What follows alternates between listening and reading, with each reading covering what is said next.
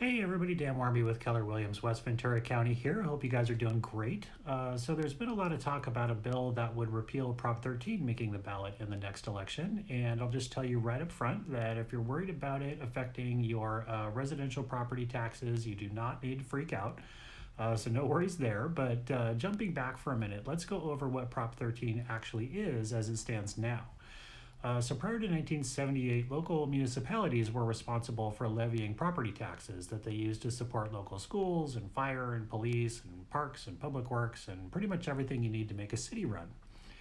Some cities and areas found themselves in financial trouble from time to time, and one way they raised revenue to bail themselves out was to raise property taxes on residents. And it did raise revenue, but you could argue, and a lot of people did, that it was an undue burden on property owners. And it made it hard for them to budget and have some degree of certainty from year to year what their housing costs would actually be. In some cases, it actually led to taxes being raised so fast that homeowners, especially retirees and people on fixed incomes, weren't able to pay them, and the city would actually foreclose on some of their homes. This, as you can imagine, was pretty unpopular.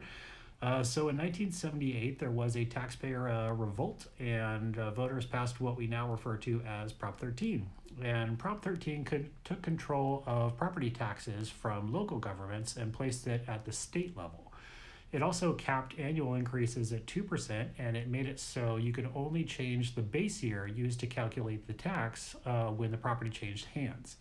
Ever since, it's been kind of the third rail of California politics, and attempts to change it have been pretty unpopular, to say the least.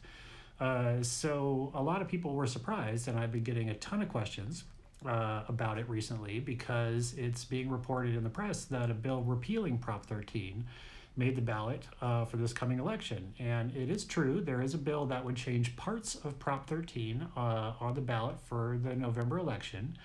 But here's the thing, it really only affects commercial real estate. It's called the California Tax on Commercial and Industrial Properties for Education and Local Government Funding Initiative, kind of a mouthful. And what it would do is create a split tax roll, and that would tax residential property different than commercial property.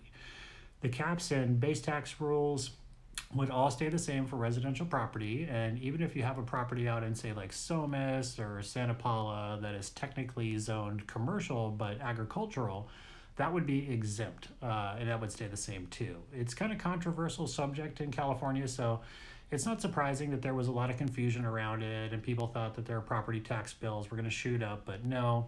It just applies to commercial properties, so you don't have to worry about it affecting your home or your home buying plans. I hope that helps. And as always, if you have any questions at all, please feel free to give me a ring anytime, and we'll have a chat about it. Have a great week, everybody.